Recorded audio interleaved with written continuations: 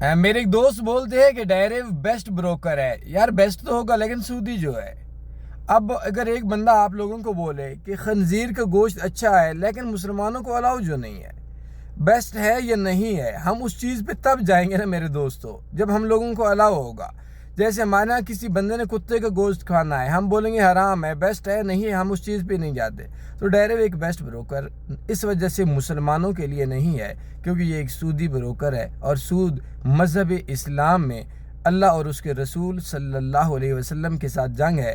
اور غیرت والے مذہب اسلام میں سود کا ایک لقمہ کھانا ماں کے ساتھ 26 بار زنا کرنے سے بڑا گناہ ہے. تو اس سے بچیں اور کسی سسٹم پہ ٹریڈ کر لیں.